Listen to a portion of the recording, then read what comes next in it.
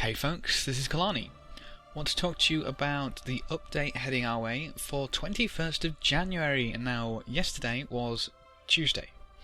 Now that means that we would have usually got a nice big juicy update and we're just basically full of notes of what we might expect. We didn't get that, so they are being incredibly mum on quite a lot of this, and seem to have done a lot of their pre-release or a lot of their previewing through fan sites, which, as you might expect, well, yeah, you might expect them to do so. I mean, people are going to be excited for this one. We haven't had an update in a while.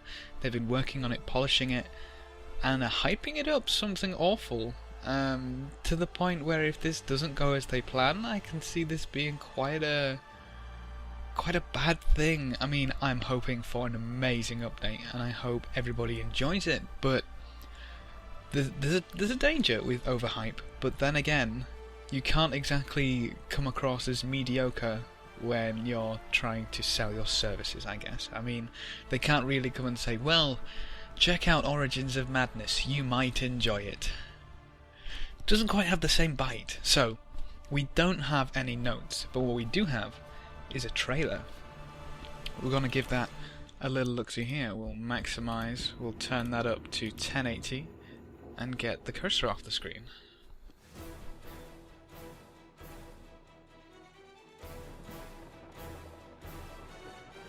She has grand designs. She will succeed at all costs.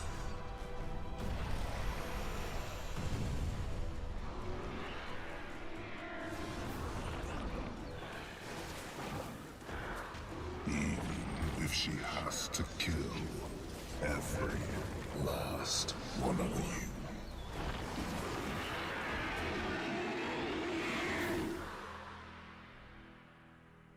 The end begins. That's a nice trailer, and before anyone says anything about the voice, apparently that is not an Elder Dragon. Some speculate that may have been E, who we have not seen for a great deal of time. He's practically been MIA rather for quite a chunk of time. Actually, we haven't had anything extra from him since the Etherblade Pirate patch, which is interesting. However, we do have a few things to talk about. So this update is going to hit on the 21st of January. As I say, we have no notes, but we do have a lot of previews. Now, after reading through all these, you can kind of get a general gist of just how much they want us to know. We know that we're going to get 2 world bosses. You saw them in the trailers. One of them is going to be permanent, and that is the new Jungle Worm, which is relatively interesting. It's down in Bloodtide Coast. The video actually shows one of the southern areas, but that doesn't really matter, because apparently all those thumpers, all those energy thumpers, I don't really have anything else to call them, those things do not touch, the do not touch beacons. Apparently they're thumpers, and they're doing a bit of a wreck on the ground. They're making quite a bit of noise. Needless to say, they've woken up, among other things, a giant jungle worm. Now, this jungle worm supposedly spans the entire area and has multiple heads, which will respawn if their destruction or defeat parameters are not met. So for this we could see quite a variety of things, honestly. One might be vulnerable to certain elements, one might have to close the hole in where they're coming from, one might have to completely sever them, doing enough damage. Or, and this is a big or, because this could be incredibly interesting and so disastrous, it's brilliant, you may have to kill all of the heads which spawn within a certain time frame of each other, which means the coordination that's going to be required for this world boss is going to be on par, if not higher, than what was required in the Tequatl fight, which I am really excited for. That's going to be amazing to see how that ends up, and we'll get the amount of competition which came between servers competing to down Tequatl for the first time was amazing, and I'm still surprised about how pumped up some people got for that, which is definitely a good thing. Definitely a good thing for Guild Wars 2. So it'd be fun to see some of that again. But a multiple-headed, different locations worm. So you're going to have one head down in the south, potentially one head up in the north, and maybe one each in east and west. Who knows? That may be a little bit crazy, but it's definitely going to be interesting. And then the other one is not going to be permanent, and that is the Twisted Marionette. That is the huge marionette, I guess, the huge doll, the huge clockwork construct, which you saw in the trailer and was stomping all over everyone. What's interesting is that in the trailer you can see a giant spaceship, almost. It's a huge either sphere or circle right up there in the clouds, meaning that's either a giant airship or something a little more advanced, and we don't have any idea what that is. However, my thoughts on it being a marionette specifically is that we're not... I mean, we may just have to whack at its ankles and feet until it falls over, but that doesn't seem very fun, which means I'm kind of predicting something to either do with what's holding it up or with the wires and strings, which should be fun, which should be very fun indeed. How we're going to get that? I have no idea. But bear in mind that we do have a few airships. We do have a few of the Char helicopters. We do have machines that allow us to be up there in the air. So, I mean, that fight could go so many different ways. That could be amazing. But that is in Lorna's Pass, which is definitely going to be interesting. I mean, to get 2 new world bosses at the same time is new to us. We've never had that before. We've never had 2 new world bosses, so kind of for them to fight over the attention of players, especially when you're going to have to work together with as many people as possible to down these things.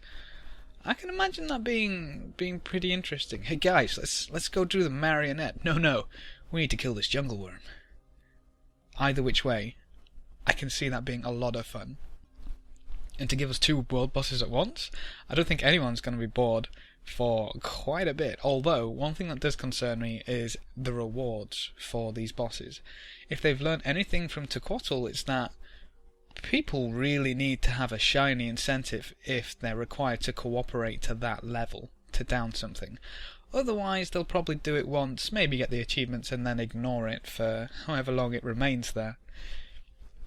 But those are the 2 world bosses. Now, from all the previews that we've gotten, we can also see that after these updates, now bear in mind that the next 4 updates will run until early March. After that, there's going to be a break, and that will be considered the end of Season 1 of the Living Story. Season 1, quotations. And basically this is going to wrap up the Scarlet arc. So after this we shouldn't necessarily see her in anything else unless they bring her back later on. That could obviously mean that we actually get to kill Scarlet, or we may see something a bit bigger. I don't know. I feel that she's trying to wake up something a lot bigger than just the jungle worm with these thumpers, these energy thumpers, simply because they were in more places than just Bloodtide Coast.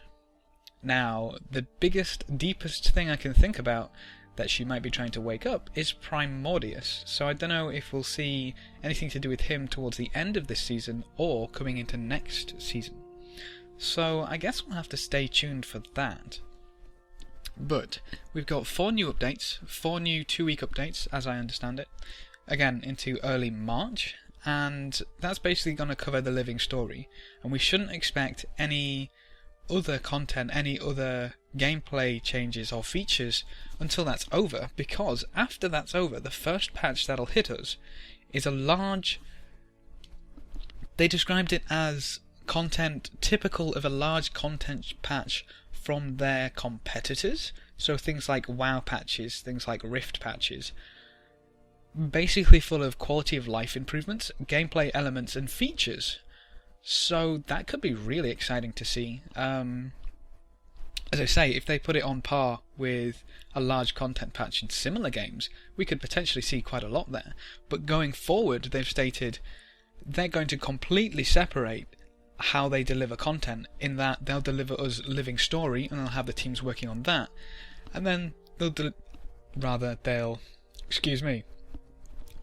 any mechanical changes and gameplay elements in a completely different team and a completely different patch. Just so they're not introducing new gameplay elements and features with the new living story, so folk have something to focus on instead of getting confused, which apparently a few people were. So going forward, they're going to split those, which means we should get cleaner patches, and we may get patches a little more often, which could be interesting. Or they could replace a section of the living story which was slated for an update, or usually that's when we'd get a living story update, and push the mechanical and gameplay and features and all that stuff and have a longer arc for that particular living story. As no, it could play out in a variety of ways, but as I say, this should give us cleaner transitions between patches, which is really good and really nice, and then we can kind of get all these new features and gameplay elements and quality of life stuff at the same time, instead of kind of scattered over an arc an arc of living story.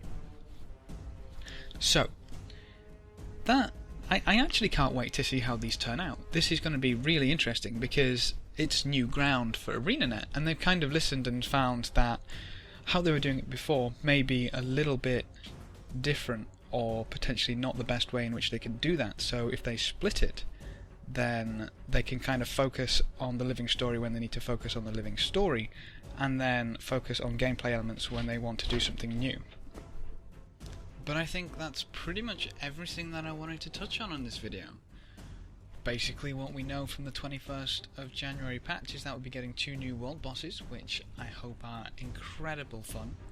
And going forward for ArenaNet, there's going to be a few changes with how they update the game, which hopefully is all for the better. So, thanks for watching folks, good luck and have fun, and as always, I will see you next time.